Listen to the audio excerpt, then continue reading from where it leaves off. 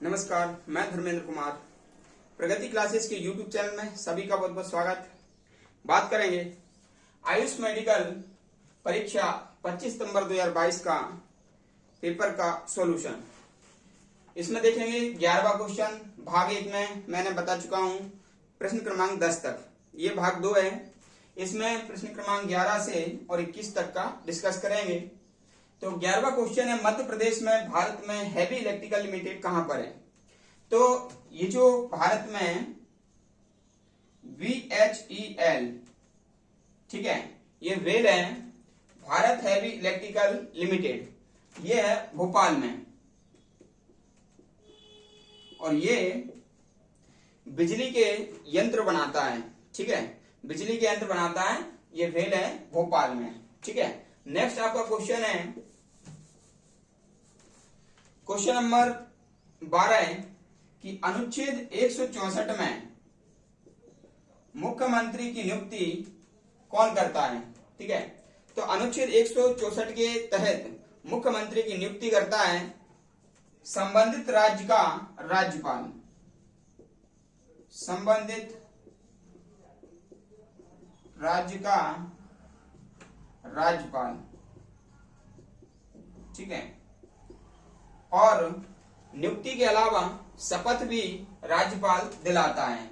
नियुक्ति प्लस शपथ, सभी मंत्री प्लस मुख्यमंत्री को शपथ राज्यपाल दिलाते हैं। और राज्यपाल की नियुक्ति राष्ट्रपति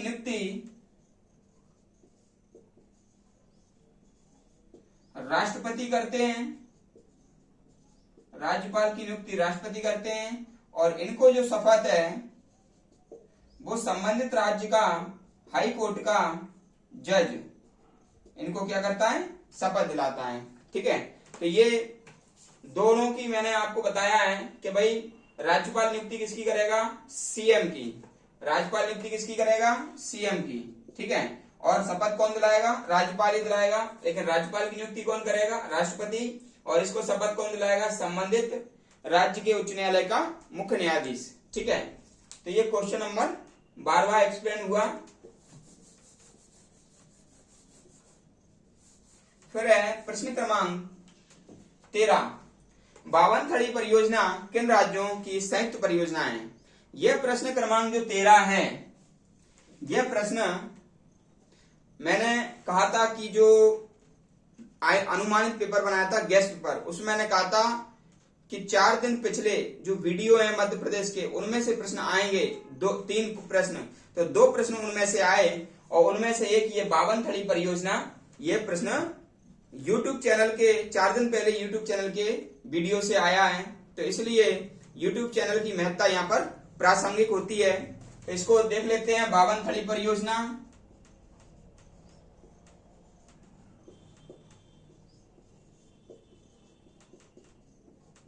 ये मध्य प्रदेश प्लस महाराष्ट्र की संयुक्त परियोजना है। मध्य प्रदेश प्लस महाराष्ट्र की संयुक्त परियोजना है। और इसके अलावा 52 थड़ी के अलावा पेंच परियोजना, बाघ परियोजना, तो ये भी किस से संबंधित है? मध्य प्रदेश और महाराष्ट्र से संबंधित है, ठीक है। प्रश्न क्रमांक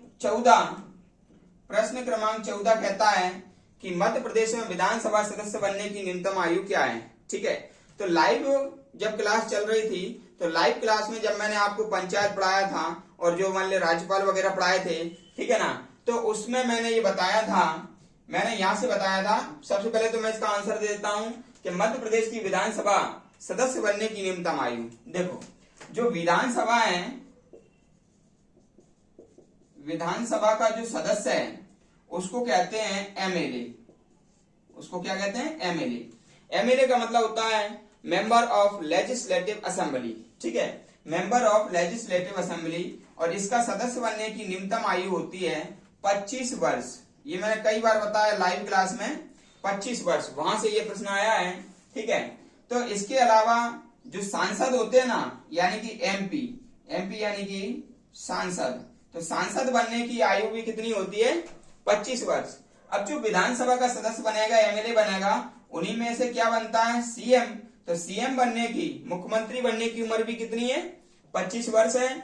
और जो सांसद बनता है उन्हीं में से बनता है पीएम। तो प्रधानमंत्री बनने की उम्र भी कितनी है, 25 वर्ष है। तो ये जो 25 वर्ष है, इससे 4 हमने सदस्यों की देखा कि निम्नतम सदस्य में कौन कौन से पद मिल सकते हैं। इसके अलावा भी मैंने लाइव क्लास में आपको बताया था कि जो 21 वर्ष है, 21 वर्ष, उसमें सरपंच बन सकते हैं। 21 वर्ष में सरपंच बन सकते हैं। 18 वर्ष में ग्राम सभा का सदस्य बन सकते हैं, ग्राम सभा सदस्य बन सकते हैं, ठीक है ना, ये मैंने बताया था। 30 वर्ष में जो विधान परिषद है, विधान परिषद और राज्यसभा का सदस्य बन सकते हैं। राज्यसभा सदस्य, विधान परिषद का सदस्य और राज्यसभा का सदस्य 30 वर्ष में बनते हैं। और मैंने एक चीज और बताई थी कि जो 35 वर्ष है, 35 वर्ष है, उसमें आप राष्ट्रपति की न्यूनतम आयु, उपराष्ट्रपति की न्यूनतम आयु और राज्यपाल की न्यूनतम आयु, ठीक है ना, प्रेसिडेंट, वाइस प्रेसिडेंट और गवर्नर, यानी कि राष्ट्रपति, उपराष्ट्रपति और राज्यपाल के बनने की न्यूनतम आयु कितना है, 35 वर्ष है। और ये सब की न्यूनतम आयु है, क्योंकि अधिकतम आयु का संविधान में प्रावधान नहीं है। जो राजनीतिक होते हैं उनकी अधिकतम आयु का संविधान में प्रोविजन नहीं है, न्यूनतम आयु का प्रोविजन है, ठीक है। तो ये प्रश्न नंबर हमारा 14 हुआ। अति महत्वपूर्ण प्रश्न है, इसको एक्सप्लेन करके बताया। सभी राजनीतिज्ञों का मैंने इसमें बता दिया है, कहीं से भी अगली बार प्रश्न आ जाएगा, ठीक है। नेक्स्ट है हमारा प्रश्न क्रमांक 15। तो प्रश्न क्रमांक 15 कहता है, पहला सौर ऊर्जा पार्क मध्य प्रदेश में किस जिले में स्थापित हुआ। देखो, सौर ऊर्जा पार्क स्थापित हुआ राजगढ़ में, राजगढ़ में, ठीक है। ये पहला सौर ऊर्जा पार्क, ठीक है, इसको मैं पहला सौर ऊर्जा पार्क, ठीक है, राजगढ़ में स्थापित हुआ, ठीक है। इसके अलावा प्रथम मानव विकास रिपोर्ट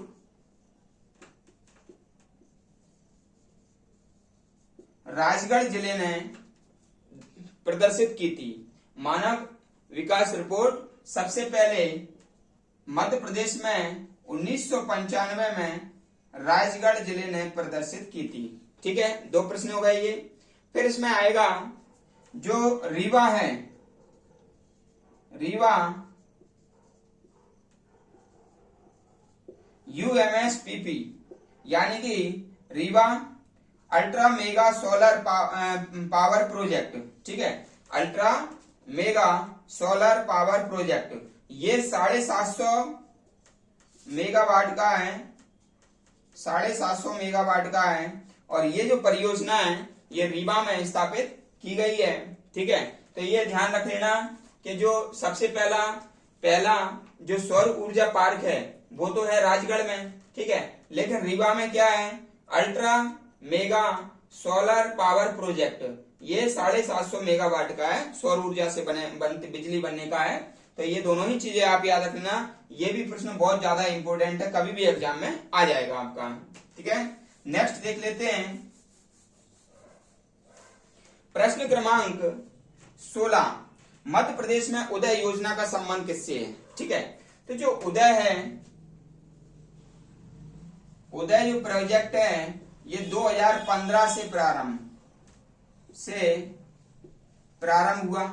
उदय योजना 2015 से प्रारंभ हुई और उस उदय का मतलब होता है, ठीक है, ये उदय का यूनिक नहीं सॉरी उदय का मतलब होता है उज्जवल डिस्कॉम इंश्योरेंस योजना, ठीक है ना। ये उज्जवल का पूरा ये है, फुल फॉर्म है उज्जवल डिस्कॉम इंश्योरेंस योजना। तो ये याद रख लेना है। और ये किस काम के लिए है? ये जो विद्युत वितरण कंपनी है, विद्युत वितरण कंपनी, तो जो विद्युत वितरण कंपनी है उनकी आर्थिक स्थिति को सुधारने के लिए, आर्थिक स्थिति को सुधारने से संबंधित, ठीक है ना। तो ये चीज आप याद रख लेना, उदय योजना, ठीक है ना। उज्ज्वल डिस्कॉम इंश्योरेंस योजना है, 2015 से ये प्रारंभ हुई और विद्युत वितरण कंपनी है ये। और आर्थिक स्थिति विद्युत वितरण कंपनी की आर्थिक स्थिति को सुधार करने से संबंधित है। अगला प्रश्न देख लेते हैं।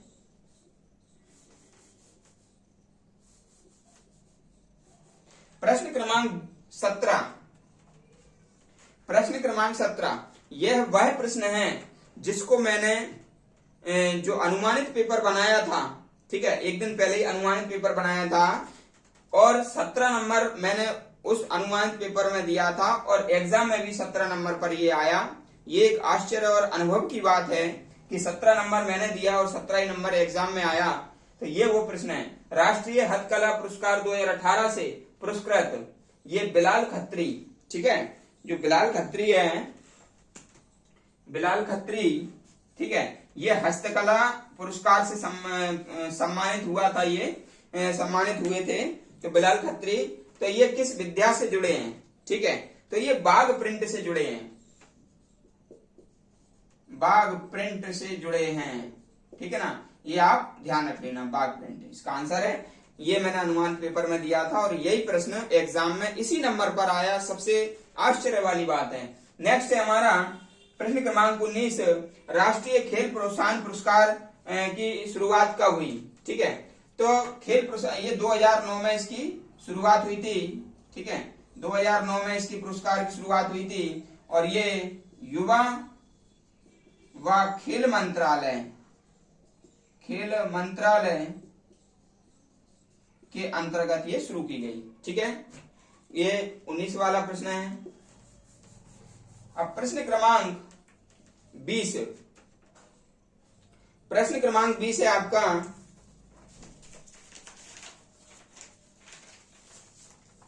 किस मध्य प्रदेश शासन द्वारा 2018 में प्रारंभ की गई मुख्यमंत्री जन कल्याण योजना संबल का उद्देश्य? तो संबल का उद्देश्य है, इसमें आया था पहला ऑप्शन सही है, असंगठित श्रमिकों को सामाजिक सुरक्षा प्रदान करना। असंगठित श्रमिक वो होते हैं जो किसी कंपनी में नहीं लगे हुए हैं, रोजमर्रा जुड़ते हैं वही किसी भी संगठन से, ठीक है ना, संगठन से नहीं जुड़ते, वो वैसे ही काम करते हैं, तो उसको असंगठित कहते हैं। तो इनको सामाजिक सुरक्षा प्रदान करने से संबंधित है। सरकार की योजनाओं से संबंधित सरकारी नौकरियों में प्रश्न पूछना जायज है, इसलिए विद्यार्थियों को मैं कहूंगा कि जितनी भी सरकारी योजनाएं आए आप उसको पेपर में से, अखबार में से लिखो, यूट्यूब से लिखो, अपना टेलीविजन में न्यूज में आ रही कोई योजना वहां से लिखो, क्योंकि सरकार से संबंधित जो योजना है वो सरकारी नौकरियों में पूछी जाती है, क्योंकि सरकार समझते हैं आप कितने अलर्ट हो सरकार के प्रति, सरकार कौन सी योजनाएं जनता के लिए चला रही है, आप जनता में शामिल हैं और कर्मचारी अधिकारी बनने वाले हैं, तो शासन की योजनाओं का ब्यौरा रखना आपकी जिम्मेदारी है। इसलिए हर कर्मचारी या अधिकारी की तैयारी करने वाले विद्यार्थियों को सरकारी योजनाओं का जानकारी होना चाहिए, ठीक है, इसलिए आप नोट करते रहिएगा इस चीज के लिए।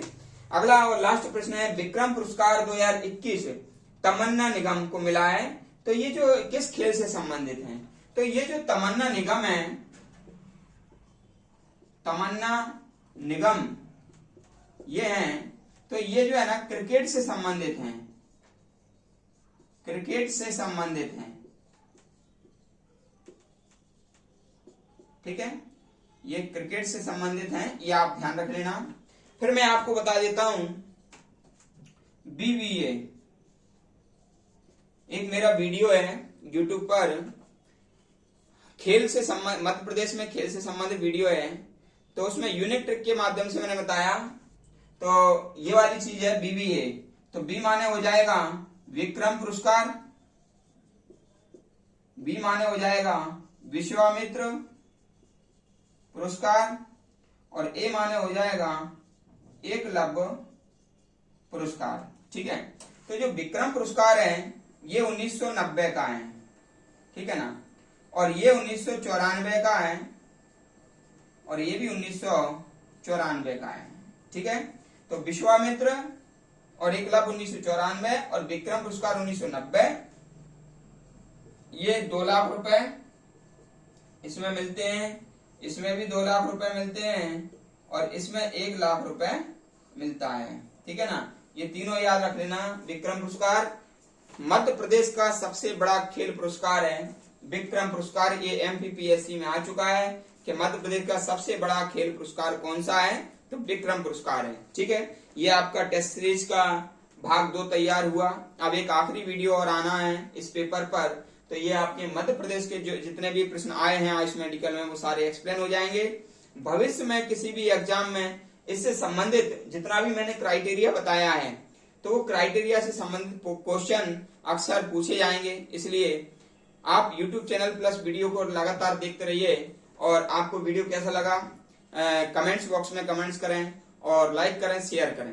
जो व्यक्ति नए हैं वो चैनल को सब्सक्राइब करें और प्रोत्साहित करें। सभी का बहुत बहुत धन्यवाद।